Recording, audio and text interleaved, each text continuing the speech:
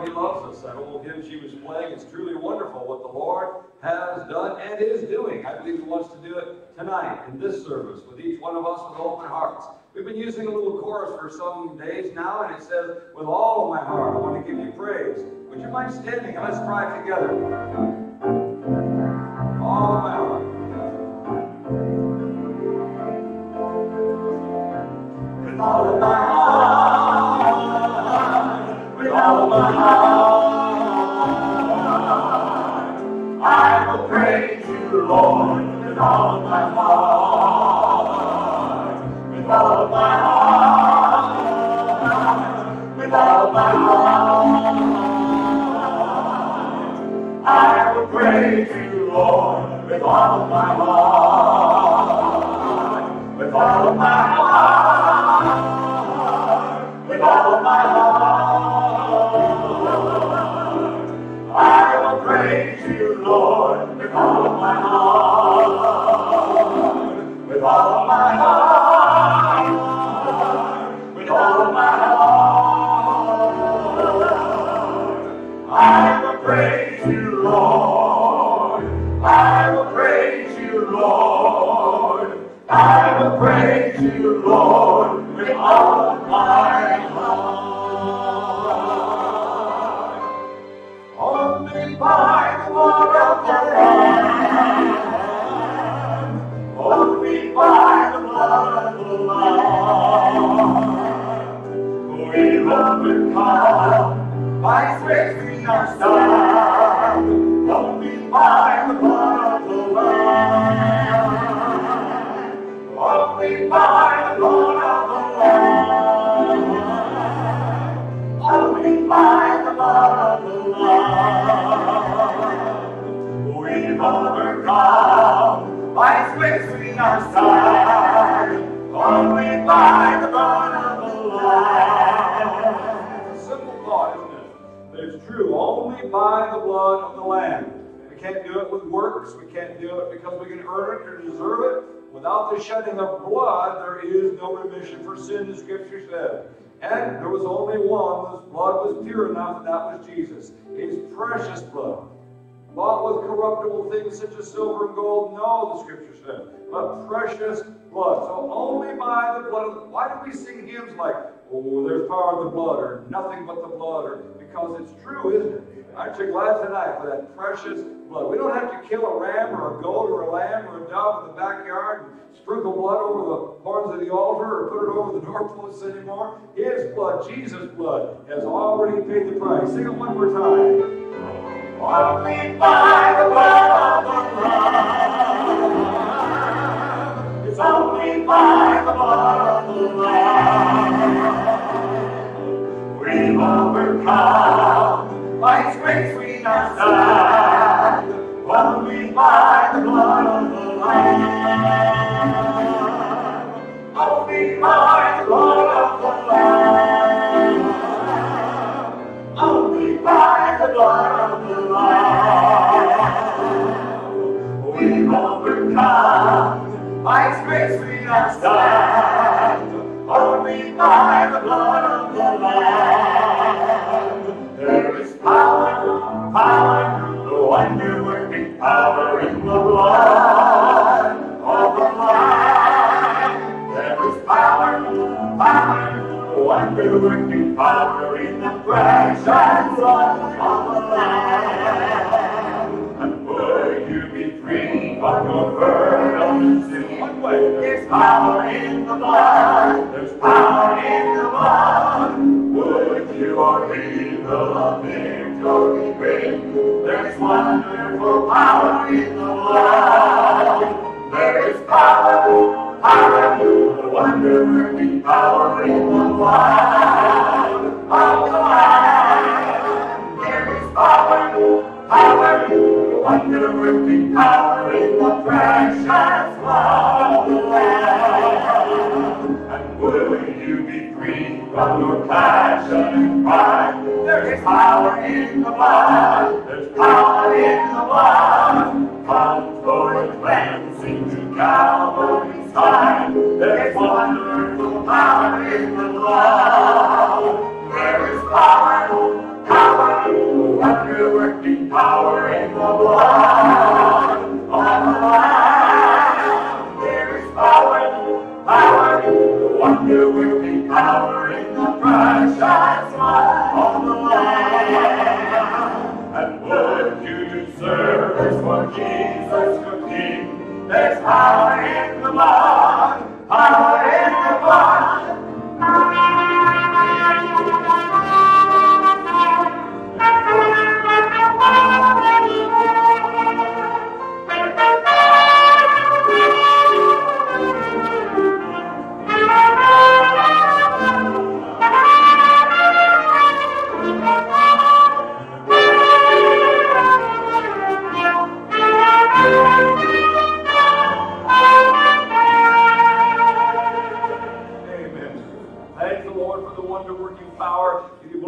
Say amen. Amen. You may be seated. Thank you, Lord. Amen.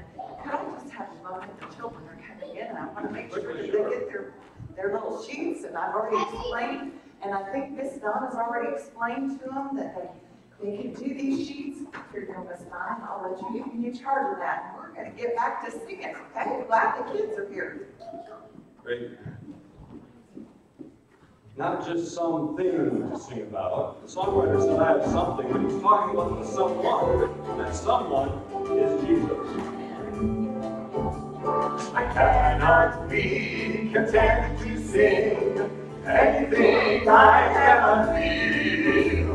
My soul must hear the music, my heart must feel the message. I have to know the words are real. But I have found a song to sing in Jesus Christ, the Lamb from Galilee. He has set my heart ablaze with music, now I see His grace. Something good has happened to me. I have something good to sing about. I found something, and that something is a someone. As it's a found that I can't live without. And if I fail to praise the Lord, the rocks will sing their own melody. You can really sing when something good is happening to you, and something good is happening to me.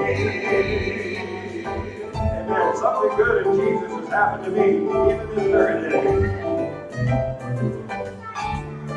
Don't speak to me of anything but the joy that Jesus can give. I only like the love song, the full of hope and life song, the song that lets the singer live. For since I met the King of all kings, I have a brand new personality. I will never be the same forever. I will praise His name, for something good has happened to me. I have something to sing about. I found something, and something in someone. And since I found Him, I found that I can't live without Him. If I fail to praise the Lord, the rocks will sing their own melody.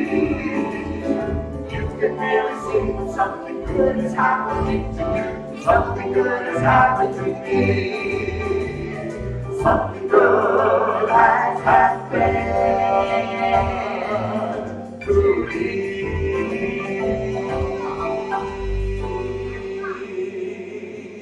If that's your testimony, say amen. Amen. Amen. I want to know it more. Oh, I want to know you more. Deep within my soul, I want to know you.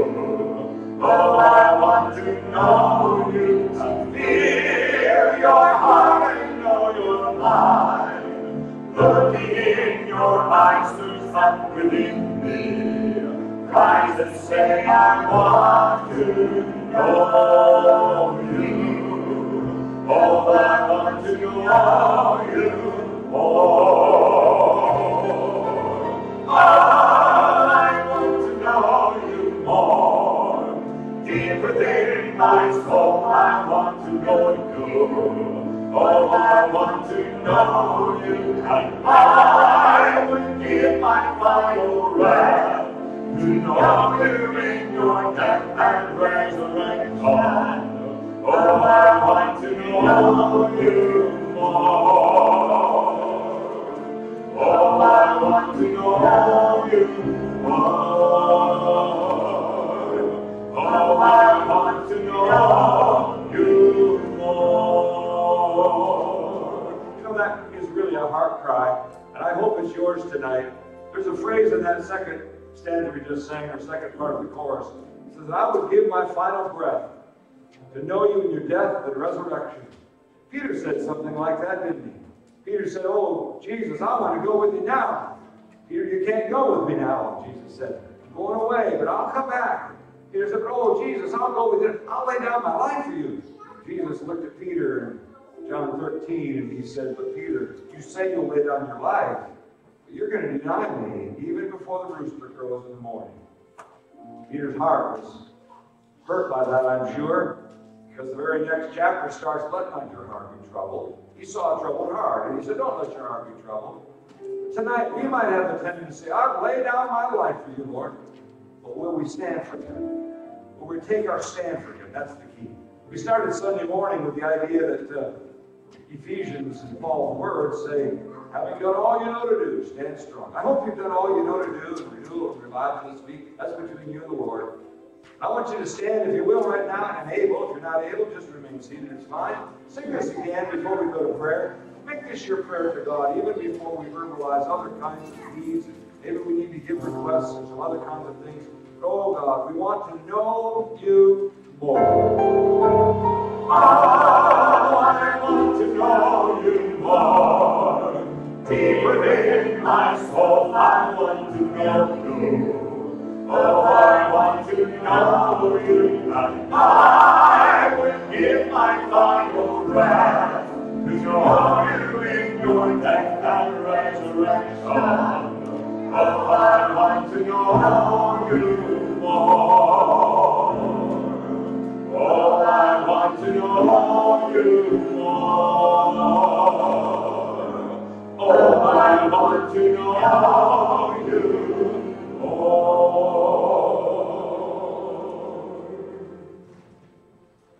You may be seated. Let's look at the Lord in prayer. Let's just quiet our hearts, close our eyes and bow our heads. Just center on his presence tonight. Do we really want to know him more? It's a great question to ask during a time of revival. It doesn't matter what our age, we can always grow, become more like Jesus. Heavenly Father, my prayer tonight is for myself. It's also, Lord, for these that have come and participated in these revival services all through this week. Lord, help us to know you more. Help us to draw near to you, Father, in such a way that our hearts are not just stirred, God, transformed. In a way, Lord, that will never, ever be the same again from this moment on. I pray, God, that our hearts and our minds would so approach your throne tonight in such a way and be open, Father, to your Spirit's leading in such a way, God, that you would take us to a new level in our spiritual walk. Father, you take us to a higher place in our knowledge of you, in our experience of you. We don't just want to do church, Father, here in Spencer, West Virginia. We want to be the church. The church, Father, like it was in Acts chapter 2. Father, people met and gathered for prayer, and Father, things happened and people were saved by the hundreds and the thousands. That can only happen, Lord, as we commit our way to you and commit our hearts to you, Father, tonight. It's the last night of revival, Father. May it not be the last night of our taking time to say, God, is there anything between you and me? Is there anything, Father, that would hinder my hearing your word tonight? Is there anything, God, that would get in the way of my drawing near to you? Now would be a good time to just say, Lord, reveal that to me by your Holy Spirit. And surrender it to Him tonight. Consecrate it to Him. Father, we think of those tonight also that are not feeling well and are dealing, Lord, with all kinds of issues. We're thankful, God, for the work that you're doing, the touch you're placing on Margaret's life, for the touch, Lord, you're giving to Ruth.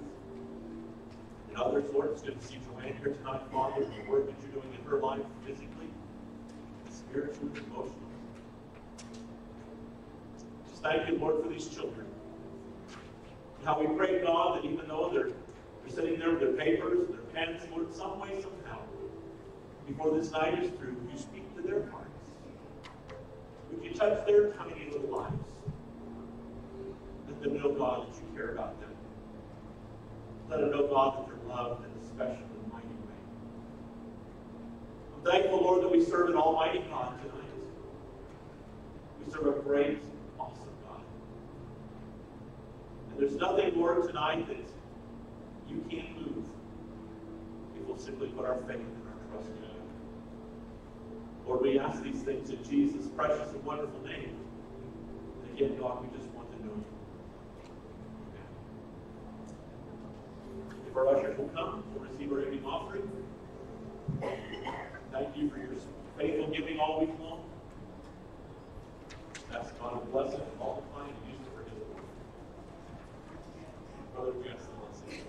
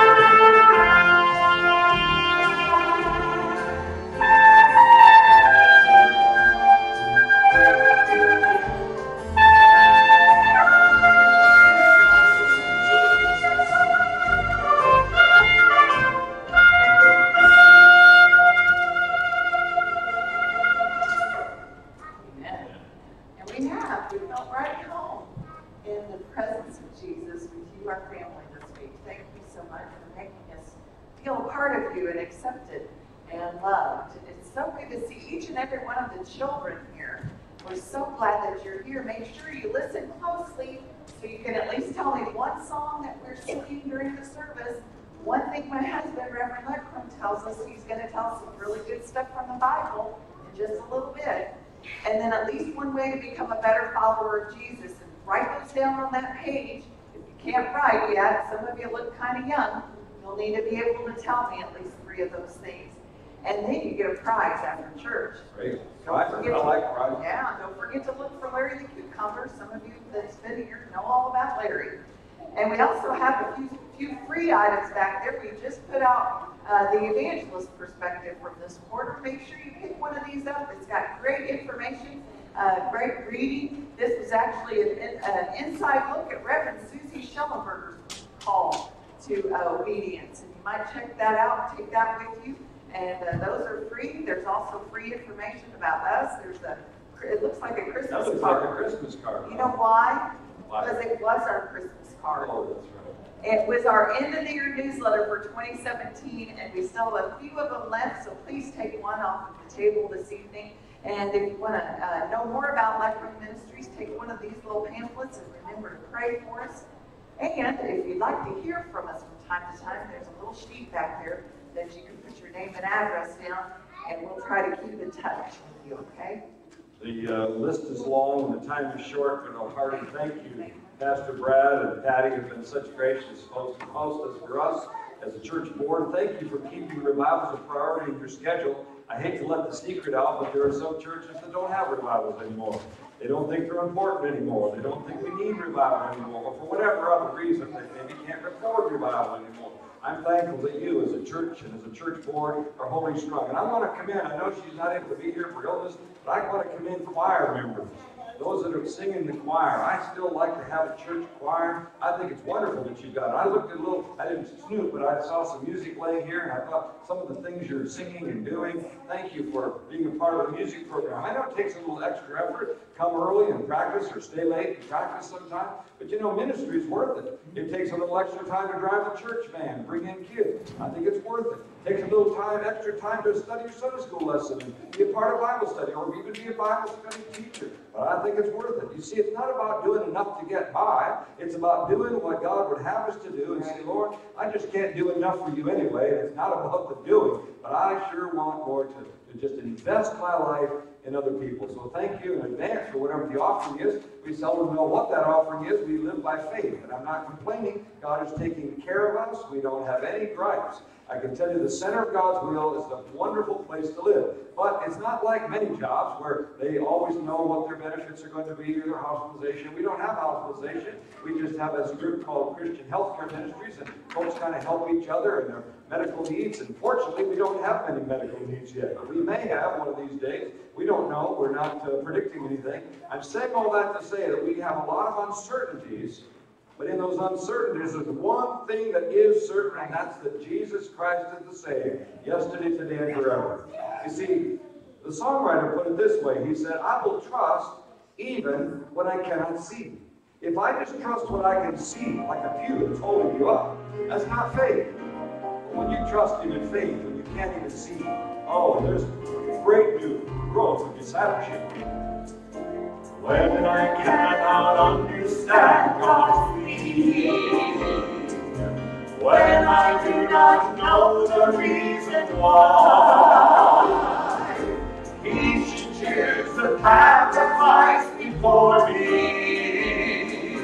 Still to Him in faith I can reply. I will trust when I cannot see. When I'm faced with adversity, and believe His will is always best for me, I will trust when I cannot see. When I feel the sting of disappointment, and my dreams like crumble in the dust, When my best has come to loss and failure, and those things that haven't seemed unjust, and when I face the burdens of affliction, and the pain seems more than I can bear, when I think it's strange this fiery trial, still I'll tell my blessed Lord in prayer. I will trust when I cannot see, when I'm faced with adversity,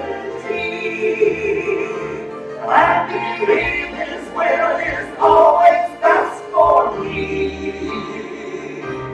I will trust when I cannot see, for many things around tomorrow I don't see to understand, but I know who holds tomorrow, and I know who holds my hand.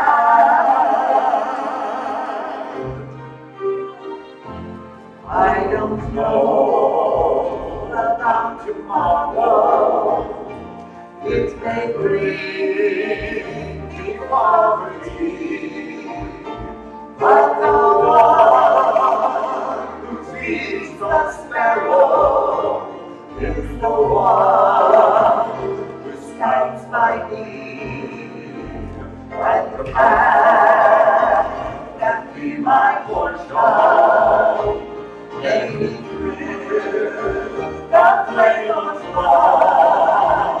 I know His presence goes before me, and I'm covered by His blood.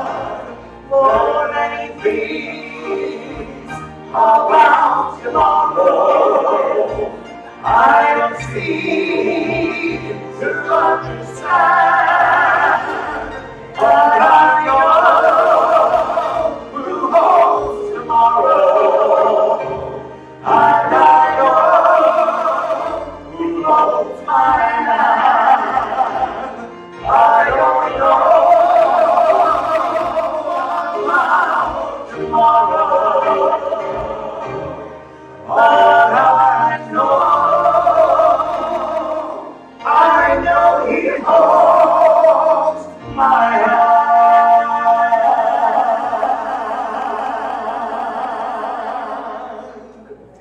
Praise the Lord. Aren't you glad we can know that for sure? For certain tonight, He holds our hand. And I heard some terms in media reports and news reports and even testimonies at times, and I've been jotting down a few of them that describe Christians. I heard someone talking about cultural Christians. I'm not sure exactly what that means. I heard someone writing or saw someone that's talked about casual Christians in an article. I guess that versus intense or serious, but casual Christians. I heard about kindergarten Christians, those that are kind of beginning their walk. I've heard of committed Christians, consecrated Christians. I've heard of all kinds of radical Christians. You know, we hear about radical Muslims. Those are people that really believe in all the Quran. They believe that what the Quran says is true, and they'll even go to the point of death if need be because they're radical. Oh, but I wonder if we've got any radical Christians that believe the Bible is so true, they just do whatever it asks. Wouldn't that be something? Well, I'm being a little facetious. I'm only saying that to say I even read about a porcupine Christian. You've ever heard of a porcupine Christian? They got a lot of good points, but you just can't get close to them, I guess, is the way it works. But the fact is, what does God want when it becomes discipleship? See, discipleship is a bit different than just being a casual or occasional, what they call Christian. Because I would debate as to whether some of those definitions are truly Christian. He said, unless you're willing to turn your back on the old, behold, all things are passed away, behold, all things have become new. Unless you're willing to take up your cross and follow Him, unless you're willing to look to Him as the author of your life. I remember reading, actually hearing of a picture. And it's one of the most poignant portrayals of Jesus' sacrifice seen in a painting. It's sort of, I don't know how to describe it. The picture I'm referencing shows Eve hanging her head in shame. She's, if you look closely, you can see the picture. I placed it on the screen, and in this one act, she took the forbidden fruit, and in so doing, she doomed the rest of mankind. She and Adam chose to rationalize that God didn't really mean what He said. If you look closely, the serpent, the one responsible for tempting Eve, is coiled tightly around her leg. Opposite Eve is a very pregnant Mary, whose merciful countenance shows her knowledge of the one growing inside her, the Savior of the world. Mary takes Eve's hand, places it on her stomach. Mary's foot is crushing the head of the same serpent gripping Eve. What a powerful image as you look at it closer. An image of the redemption Christ came to provide. His birth, His death, His resurrection, they all transcend time. He broke the stronghold that sin had on people from the beginning, and His sacrifice didn't come with a, tisk, so to speak, warning and wagging a finger. It was not just blaming Adam and Eve and their descendants for their follies. His sacrifice wiped our sin and crushed Satan's control over us once and for all.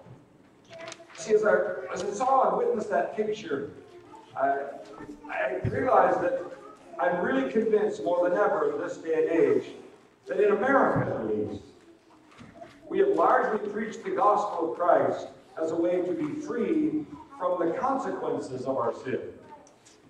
Free from the burdens and the penalties and even an ultimate eternal hell. We've preached the gospel of Christ as a deliverance from, and it is that in so many ways, but rather we need to understand it's freedom from sin. It's not just deliverance so we can be comfortable for eternity. It's freedom from sin because we love the Lord so much, and rather this freedom from sin causes those consequences. The freedom from sin that causes the consequences. That's a deeper phrase. And yet, what does it mean when He said, I want you to be a disciple? I looked up the word disciple. I found a good definition, and I've prayed about it, thought about it, and I agree. It says, one who accepts and assists in spreading the doctrine of another. You see, there have been many that have had a doctrine. There have been many that have spread a certain truth of their own kind. But one who accepts and assists in spreading the doctrine of another. I think it was Mr. Bonhoeffer, martyred in the 30s or 40s, and he said, salvation is free, but discipleship will cost you your life. What does that mean? It means that salvation is nothing we can earn or deserve or any way buy. Because it's free, all it will do is cost you your life, because you must give yourself to the Lord. Say, Lord, I'm sorry for my past, and now I'm not going to keep going in the ways of my own selfish nature. Jesus said, come unto me. But He also said, come after me. Tonight I want us to look at this matter of discipleship from Luke chapter 9, verses 57 through 62. Luke chapter 9, verse 57 through 62. It's what we call the first three volunteers of discipleship. And here's what it says. Now it happened as they journeyed on the road that someone said to Him, Lord, I will follow you wherever you go. And Jesus said to him, foxes have holes, birds of the air have nests, but the Son of Man has nowhere to lay His head. It's an interesting picture, isn't it? In other words, Jesus is saying, sir, if you choose to follow me, you may not know where your next meal or your next bed will be. You may not always have a motorhome in the parking lot. You may not always have a hotel reserved some miles down the road. You may not always know, and you'll have to learn to trust me even when you cannot see. The next verse, we don't know what happened to that first volunteer because it says, then he said to another, you, sir, follow me. But he said, Lord, let me first go and bury my father. Jesus said to him, let the dead bury their own dead, but you go and preach the kingdom of God. That sounds pretty strong. I mean, that would almost sound like a lack of compassion, wouldn't it? You let the dead bury their dead. But if you're going to follow me, you must go and mind the will of God in your life. We don't know what happened to that guy either. The third volunteer says, and another said, Lord, I'll follow you, but let me first go and bid them farewell who are at my house. Jesus said to him, no one having put his hand to the plow and looking back is fit for the kingdom of God. Again, a third time, it would seem like Jesus would want to sort of draw them in, and he could tell them the rest of the story later, but right up front, he wanted them to know that the cost of discipleship was not something just to be merely sneezed at. He said, I want you to know, if you turn and go back, you're not fit for the kingdom of God. Don't turn back. Jesus found two groups. I'm convinced there are still two groups within the ranks of the church today. You can choose to agree or not to agree, but I've traveled across this country for several decades, several thousand churches for that matter, and camp meetings, and I still think there's a come unto crowd. Jesus had a come unto crowd. There were a lot of people that were very curious what he's going to do next. Hey, Jesus is coming. Remember, he's the guy that raised Lazarus, or he's the guy that raised Jairus' daughter, or he was the guy that healed down at the pool of Bethesda. He was the guy. Word traveled because things had happened, and they were looking for a solution, and there were a lot of people that came unto him in the come unto crowd. But I believe Jesus also noticed the come after crowd. The come after crowd, you see, were the cross bearers. The come unto crowd were the palm wavers. Don't think that I'm finding fault if you wave palms on Palm Sunday. Don't think I'm finding fault if you want to praise and sing Hosanna in the highest. But this is not where the story stops. Jesus said, unless you're willing to take up your cross and come after me, you can't be my disciple. So I think there are still two groups within the ranks of the church. There are some that are in the come unto crowd, and there are some that are in the come after crowd. And I think God knows the difference, always drawing us to a deeper walk. Whether we've served him for weeks, months, years, or decades, we never get to the place where we don't need to grow and know more in the center of God's will. When we look at real discipleship, I think not only in Luke chapter 9, but over in Luke chapter 14, there's some powerful words, because here he said, discipleship must determine the demands that are placed on our lives. I could give you a number of illustrations of people across the years, even in recent months, that have told me they couldn't do this or they couldn't do that because of some good reason, like they had a nail appointment or something and they just couldn't go to church. Well, what is it that determines the demands that are placed on our lives? Well, you see, the demands come out of a consecrated heart. So if I'm consecrated to Christ, then Christ determines the demands according to the scripture that are placed on my heart, not the world around me and the popular sort of gospel. It's a feel-good mentality. Look at Luke chapter 14. Here's what he says. And great multitudes went with him. And he turned and said to them, this is beginning with verse 25, if you prefer to be in your own translation or your own Bible. Luke 14, verse 25. And great multitudes. Oh, this was the come unto crowd, folks. He didn't walk for a crowd by now because they were amazed at the things he did. So the come unto crowd would be there. The great multitudes went with him, and he turned and said to them, hey, I got to tell you guys, if anyone comes to me and does not hate his father and mother, wife and children, brothers and sisters, yes, and his own life also, he cannot be my disciple. Ooh, that's stunning. Hate your mother, father, brother, and sister? What did he mean by that? And he went on to say, whoever does not bear his cross and come after me cannot be my disciple. Now, he's not talking about friendship. He's not talking about being nice to one another. He's talking about if you really want to be my disciple, there's a cost that goes with discipleship. It's not like just mere walking from afar, seeing what he's going to do next. He uses a couple of illustrations about having enough provision to build a tower, having enough men to make war as planned. And then he comes down to verse 33. And in Jesus' words, it says, so likewise, whoever of you does not forsake all that he has, cannot be my disciple. Strong words, aren't they? This wasn't about winning the approval of the crowd, and this wasn't about being popular and seeing if we couldn't just gain the attention of the community and promise them things. But this was about saying, here's what it's going to really cost. It's not about trying to stiff-arm anybody or put anybody away, but he's simply saying, unless you're willing to forsake all that you have, you cannot be my disciple. So we come back to this matter of real discipleship. In verse 33, I want us to look at what he tells us.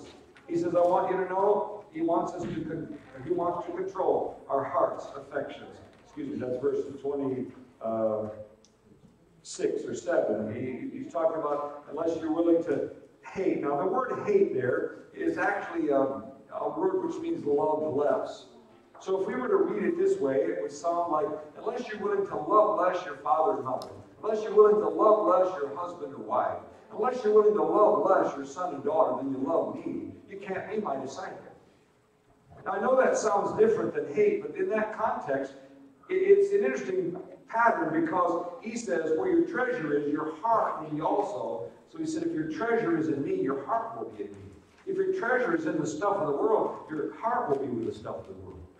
If your heart is with if your treasure is with entertainment-crazed society, that whether it's sports or movies or all kinds of other things, I'm not opposed to sports, but I don't think they ought to control us to determine what's going to be used in our time schedule. He says, I want you to know, I must control, Jesus must control your heart's affections. He was willing to do that himself, you see. He left his Father in heaven. Songwriters have put it in all kinds of lofty language, like he left the azure halls of heaven and walked this dusty earth. Yes, he did. But he came with a purpose in mind because he was born to die, and he died for you and me. It's not only a matter he wants to control our heart's affections. In the next verse, he says, I want to control your life's actions. That's the verse where he talks about the willingness being the key. If it means unpopularity, if it means shame, if it means suffering, even if it means death, he said, unless you're willing to take up your cross and follow me, you can't be my disciple. You see, this wasn't just a fine surrender of much. This was a full surrender of all. And so therefore, he's saying, is it a matter of discipline, kind of like a mind over mattress? Is it like mind over mouthful if it comes to the discipline of eating? We were talking about that today, and I have seasons and periods and plans, and I'm not going to preach on dieting tonight. I'm simply saying that God knows when he's touching or tugging our hearts, and we're not willing to heed his voice in certain areas, like insignificant areas to others, that we know if we're doing all we know to do, stand strong. He's saying, I want in your life's actions. But now, interestingly enough, the life's actions here are talked, and he says, I want you to understand cross-bearing. In the willingness to take up your cross, even in the consequences of someone inflicting pain or in some way giving you embarrassment or shame or grief or whatever. He said, I don't know, it may not always be death, but are you willing to take up your cross? Now, keep in mind that when Jesus said this, he hadn't yet died on the cross. So that's a little different because, see, they didn't wear crosses on the lapel pins yet. They didn't put crosses in the front of their temples or synagogues or places of worship yet. I'm not opposed to it, don't get me wrong, but keep in mind that when Jesus made this statement, it was a matter of cross. When you talk about a cross, they knew what crosses were. They had actually seen crucifixions. There was lots of torture. In Nero's day, it was actually against the law to be a Christian. People were beaten or stoned or killed. It came along, Persians, they had a crucifixion, but it was really more like a sharpened pole and jammed into the body in such a way that a person hung out there to bleed to death. That sounds graphic. I don't mean to sound too graphic, but I want you to know it was a gruesome, terrible thing. Romans came along, they wanted it to last a little longer, so they put a cross member across the top. They were nailed to that cross. Oftentimes feet crossed with a spike through there, and they would knock out the little block that was underneath it, and all the weight would be on those nails, one on each hand and one in the ankles. If they didn't die after a while, they kind of watched that take place. They'd come along and break an arm or break a leg, and they couldn't hold themselves up on those nails any longer. So then they would slunch down, and the chest cavity would cave from the lack of air. And oftentimes, people that died on the cross died of suffocation, not of bleeding to death. Keep in mind, Jesus' bones were not broken. In the prophetic teaching of the Old Testament, even, it says his bones would not be broken. And why weren't they? Think about it. You see, Jesus gave his life. I don't want to sound facetious or like I'm splitting hairs, but technically, they didn't really take his life.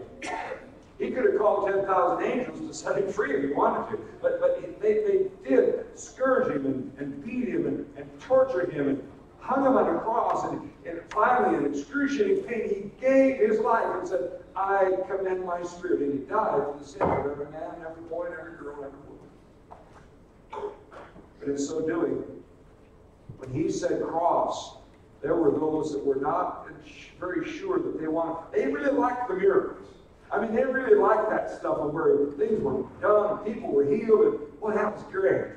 But now that he was talking about cross-bearing, there were many that began to leave the ranks, it says. There were many that scratched their heads and said, did he say cross? Yeah, he's talking about cross. They didn't understand they wouldn't have to literally die on one themselves, but the self that was created inside them literally has to die. It's not only a matter of control your heart's affections and control life's actions. You get to verse 33 and it takes it one step further. It says, unless you forsake all that you have. I mean, that's pretty clear. That's not even storehouse tithing. I mean, when storehouse tithing came along, that was a big job for some people to just give 10%. If you know people that have a problem with 10%, they're going to have a serious problem when it comes to giving 100%. Come along now.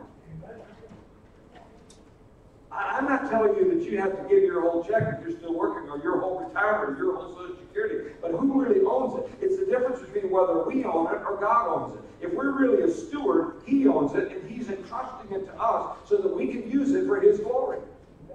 If we own it, then we can decide how little bit we want to put here, and how little bit we want to put there, and how little bit we want to put there. But if it's all his, we say, Lord, it's all yours. Thanks for letting me use this much.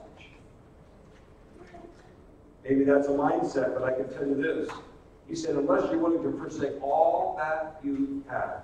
The word forsake is an interesting word. It comes from two different root words. I don't have time to go into the depth of that tonight, other than to say one of those root words in the Greek actually means to separate from or turn away. The other word means to realign in priority, or set it in list of importance, you might say. So if you link those together and you realize what God wants to do, when we consecrate everything to him, he wants our willingness to say, Lord, if there's things in my life that are good, but maybe they're out of order, if you need to put those in proper order, maybe number 3 needs to be number 1, and maybe number 5 needs to be number 2, and maybe 1 needs to be number 7. Or if you want to reorder the things in my life, I give you permission to just reorder everything in my life, whether it's my time or my life. You see, stewardship is not just money.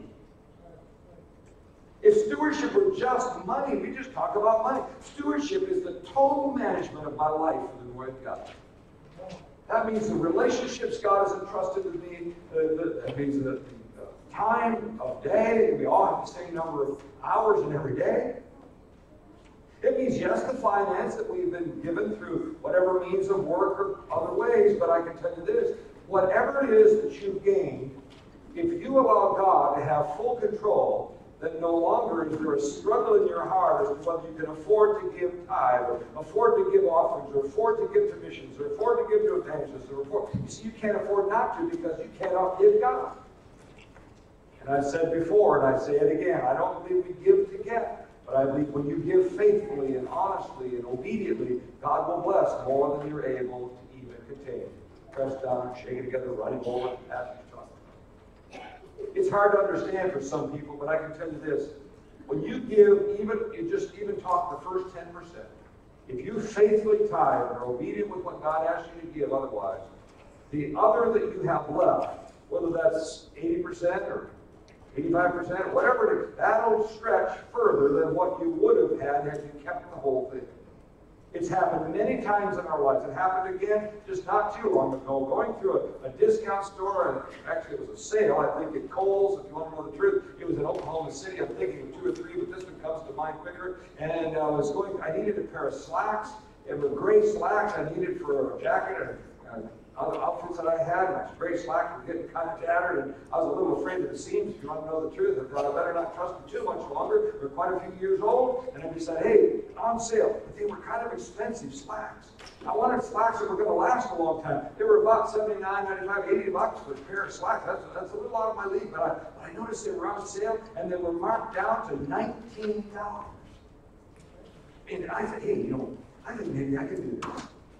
And I had them in my arm, and I got up to checkout line. Tam had an item or two. It wasn't very much. We stood there, and I put them there on the counter, and the clerk took them and did a little scan thing. She said, oh, these are mismarked. I said, oh, wouldn't you know it? She said, yeah, these are $12. Oh, praise the Lord. Marked them down another 7. I thought it was pretty good at 19. And you know what God did? I just turned to Tam and said, he did it again. Because over and over, he stretches what we have left in ways that we couldn't have done ourselves had we not been faithful with what God already owned. Yes, it's all his. He says, I want to control, yes, your heart's affections. Will you love me?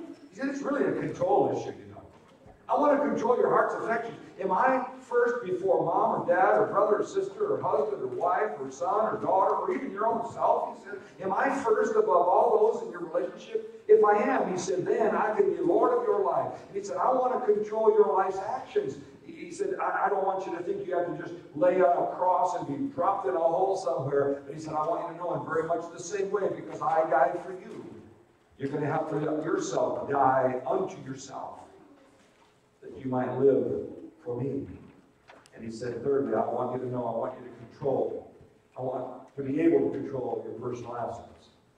When you talk about stewardship and discipleship, it kind of goes hand in hand. And I know they sort of border, but really, you can't be an unfaithful steward and be a disciple, so to say.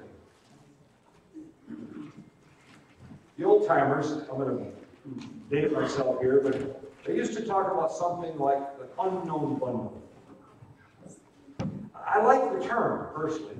Is there anyone here tonight that, as far as you know, you've never heard that term, unknown bundle? It's new to you? Never hands. It's okay. It's all right. Sometimes we've not heard something before. You'd be surprised how many times I'll ask that question, and so older people that never heard that term. It's okay. But I enlarge that a little bit. It's not just known bundle. It's really, you have two bundles in your life. You have a known bundle and an unknown bundle. And the easiest way to illustrate it is in the marriage relationships. Oftentimes there are vows that are said, one to the other, at a marriage altar or whatever, a garden or a church or wherever they choose to get married. But oftentimes, even if they write their own vows, Ham and I did, I still remember some of the things we said to each other. We sang to each other. We took communion with the congregation. It was quite a service, if you want to know the truth. But some of the things we said, although we wrote our own vows, they were including the idea of for better, for worse, for rich and for poor, sickness and health, as long as we go through the typical sort of sayings of this and that to each other. But if you stop and analyze those sayings, if you think about for better or for worse, I can testify tonight to tell you, I've known a whole lot more about the better than I have the worse. I don't know what's in the worse, but let's make two bundles. I have a known bundle and an unknown bundle, and I'm giving both bundles to Tam in a marriage relationship. But in much the same way, I give both bundles to God when I say, for better, for worse, Lord. I've known a whole lot more about the better. But if the worse ever comes, it doesn't come off from the altar. It just switches bundles. Now I know I've already given it to him. I've already given it to her. So if it ever becomes known, it doesn't come off from the altar. So I didn't know it was going to be that. It means now it's in that known side instead of the unknown side. See? In sickness and in health.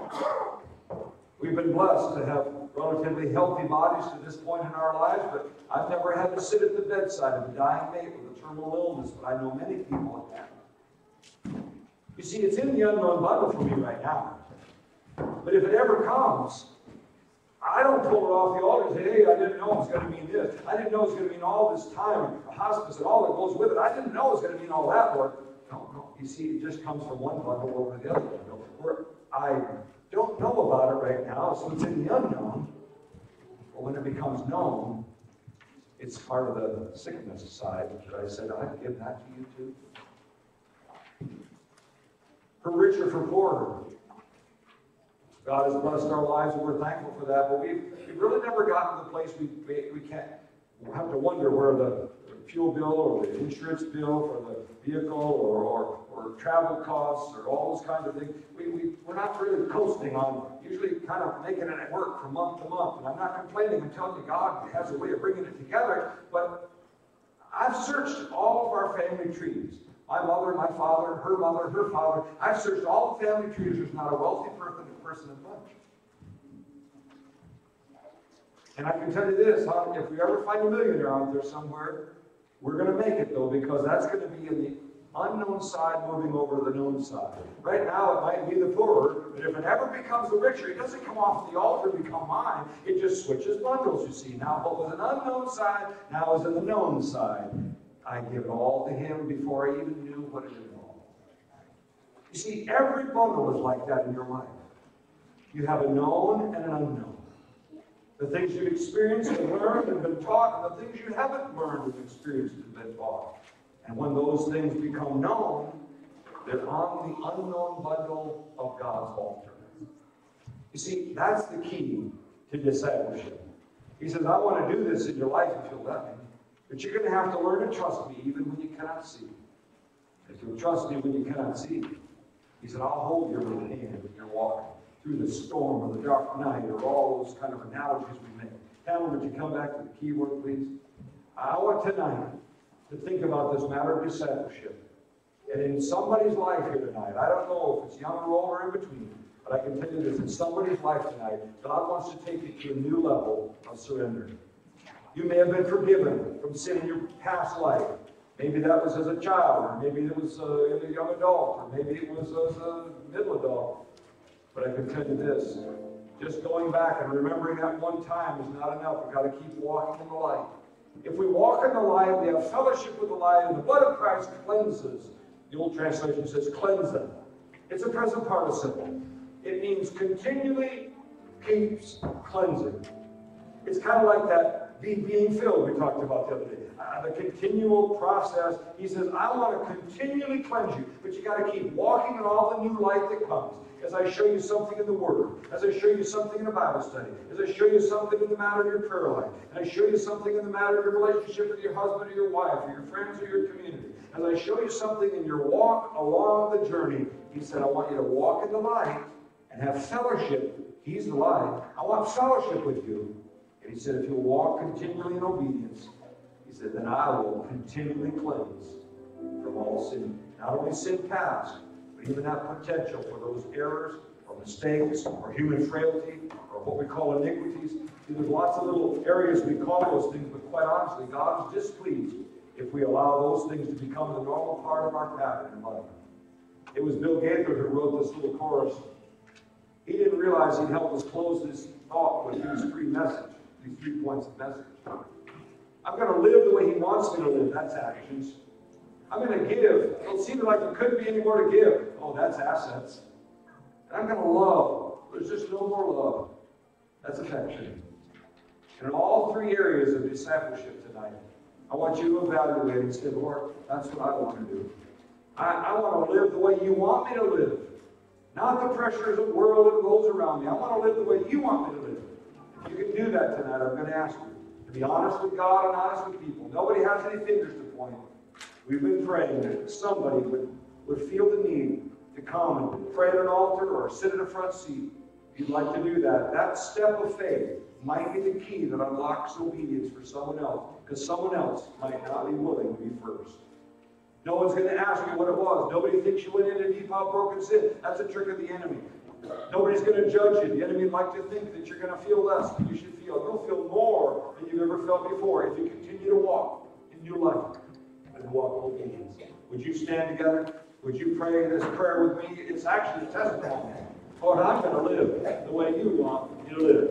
I'm going to live the way He wants me to live. I'm going to give until there's just no more to give. I'm going to love till there's just no more love. I could never love the Lord. I'm going to live the way He wants me to live. I'm going to give until there's just no more to give. I'm going to love till there's just no more love. I could never love the Lord. There was a father who traveled a lot in his business, and he had to be gone from his family a number of days at a time. But this particular trip, he had two daughters, a little 4-year-old and a 6-year-old, and this particular trip, he didn't get back when he thought he'd get back, and his shuttle was late and other things, and he didn't get back before the girls went to bed that night. He hoped to. They were the joy of his life, and his wife was such a sweet, loving, wonderful, faithful mother. He apologized when he got there, and he said, I got to go see the girls. And Mom said, oh, no, don't wake them up. They've been in bed now for over an hour. I got to see them, he said. He went upstairs, and he had to go home, I guess, and it was kind of a creaky floor, and he tiptoed across the creaky floor, and he got over to the bedside of his oldest daughter, a 6-year-old, and he just stood and gazed how much he loved her, planted a very soft kiss on her forehead, brought the sheets up under her chin. To the other bed in the same room, planted a soft kiss, not to wake her up, on the forehead of his 4-year-old. Oh, he fought off every temptation to just squeeze them and get them giggling, and he knew he couldn't do it. They were already asleep. He tiptoed back downstairs, leaving the door just a little bit ajar so that they could see the light like they liked it to be. And he renewed with his wife and got his rest and got up early the next morning. And as he was shuffling his papers in the room down below, he heard that creaky floor. And he thought, well, one of my girls is up. Oh, good. He turned in his chair just as he heard the clumping steps coming down the stairway in the hall. His oldest daughter, 6 years old, came running toward him, grabbed him around the legs, said, oh, Daddy, we missed you so much, and we thought we'd be able to see you before we went to bed, but Mommy made us go to bed. And she's just a little motor mouth. She's just going a mile a minute.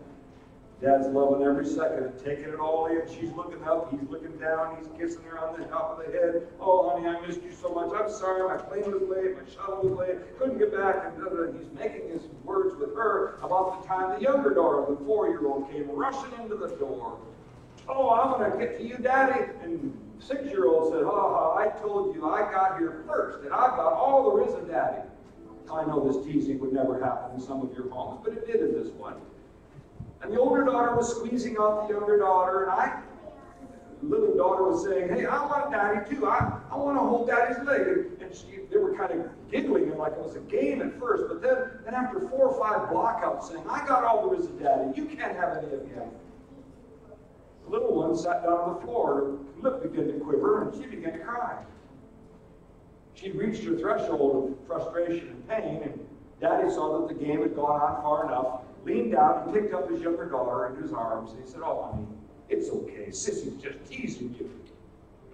Don't you ever forget, I've got enough love for both of you. Whether you get here first, or whether you get here second, whether you get here even third, if Mommy gets here first. I love you girls, all you so much. You're just the joy of my life. And he's just making words with her, and he's kind of pulling the hair back from her eyes and drying the tears from under her eyes, and he's kissing her on the cheek and he's squeezing her, and it's so good to renew it. She said, but I didn't get here first.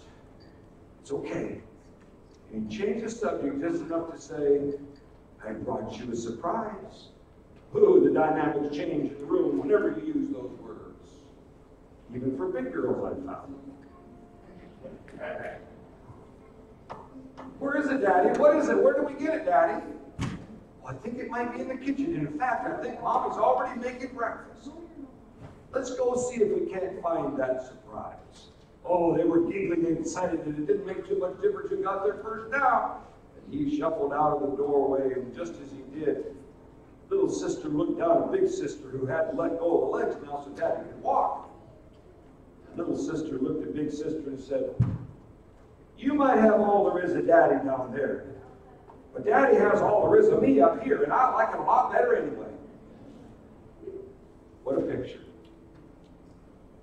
And when I read the story, I said, you know, it was a long time in my life. I was just trying to get all there was of him. And then I realized that wasn't it. It was letting go and letting him have all there was of me. If you need to do that tonight, I want to encourage you. Don't wait till next Sunday or next week or next revival. Tonight, say, Lord, I don't want to just keep trying to get all there is of you. You sang about it tonight. Oh, I want to know you more. I give my final breath to know you in your death and resurrection. But if you really mean that tonight, why don't you let that old self die? I don't mean a cross. I'm talking about that old selfish nature. Just let the enemy die there tonight, because God is greater than any problem, any need, any sin, any temptation. We're going to sing this one more time.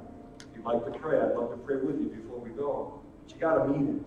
It's not just a closing chorus. It's not just a closing song. I really do want to live the way you want to live. I'm for everything you're for. I'm against everything you're against. And I'm learning every day what it is you're for and against.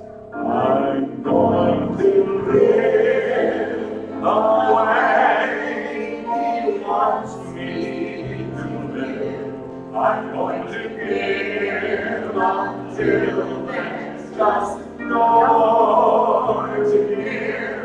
I'm going to love until there's just no more love. I could never love the Lord. Now you know my pattern by now. I don't sing on 18 verses and try to tell you another story and give you shitty come. I know that I've done all I knew to do tonight, that God had asked me to bring you a message about discipleship, about the cost of discipleship, to let you know, so you don't come down, a month from now or a year from now or stand before God and say, well, nobody ever told me. I got to tell you, it's going to cost everything you got, and it's worth everything and more. Here's what I'd like you to do tonight. I know many of you have already taken that journey, and many of you are walking with disciples. God may have reminded you of something during the course of these 5 services together. Maybe it was Sunday morning about taking a stand and doing all you know to do and putting on the whole armor. Maybe it was about the area of truth we talked in little things, not so little. Maybe even the tongue gets in the way. I don't know what it was, and I don't need to know. So don't think for a moment I'm trying to find any information. I'm going to ask you to do this, though. If in these 5 services, I'm not talking about history, I'm not talking about future, I'm talking about in these 5 services, if God has reminded you of something and you've already settled it, you said, Lord, I want to follow through on what you want me to do in that area. I want you to step out from where you stand or sit tonight. And if you're able, just stand around the front, and we're going to have a prayer for many of us that have said, Lord, I'm going to follow through on what you've reminded me of this week. I'm going to live the way you want me to live. In other words, Lord, you've already reminded me. I've already settled it. I've already taken care of it. I've already given it to you. But I'm going to ask you, Lord, to help me because I can't do it by myself. If you'd like to do that before we go tonight, I think it'd be wonderful if we had a prayer together. I'm going to follow through on what God has asked me to do. I'm going to live the way He wants me to live. I'm going to give until there's just no more to give. I'm going to love until there's just no more love. I could never love the Lord. I could never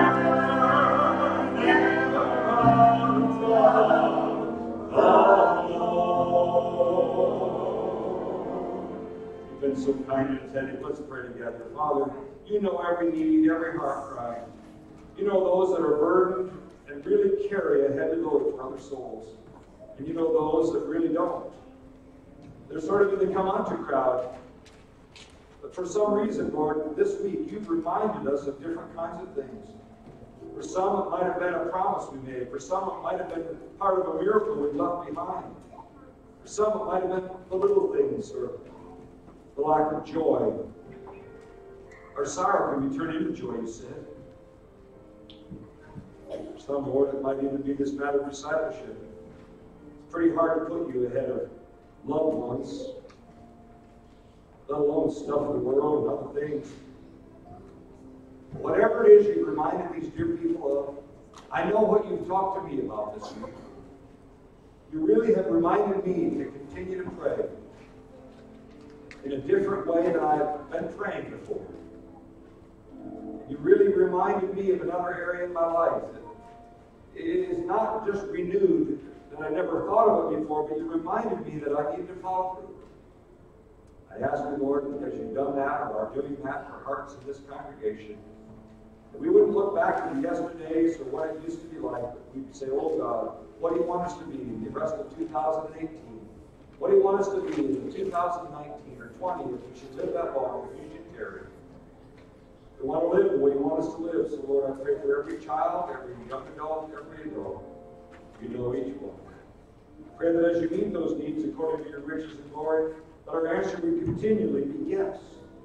Even when we don't know, or we can trust you, even when we cannot see it. We ask you to help us to make that yes fully complete, like never before. In Jesus' name, amen. My answer is yes. Is yours? My answer is yes, Lord. To whatever you have me do, my answer is yes, Lord. For your promises are true, my answer is yes, Lord. For I know you be there too, wherever you lead, whatever you ask, my answer is yes. One thing we ought to do tonight before we go.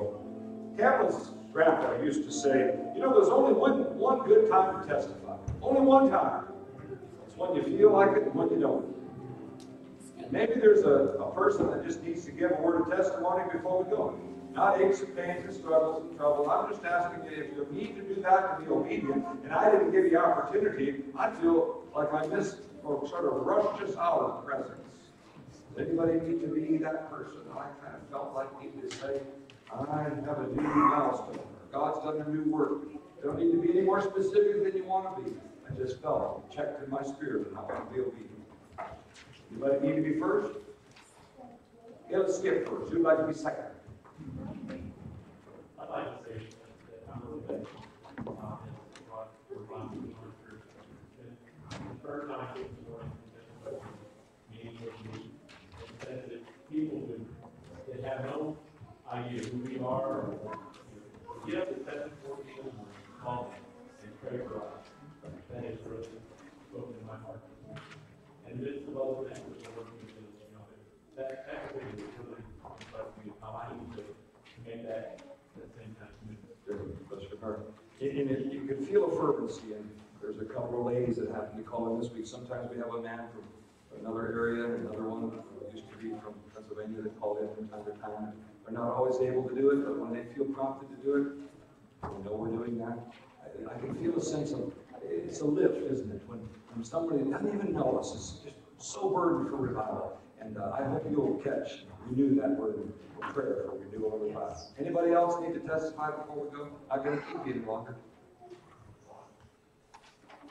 All right, shake hands with these 14 people. You're dismissed. We love you. We love the Lord. Hope we can do it again someday. Don't ask us unless you want us. We'll come. Children, meet me out there in the hallway like where we've been, okay? On the other side, line up.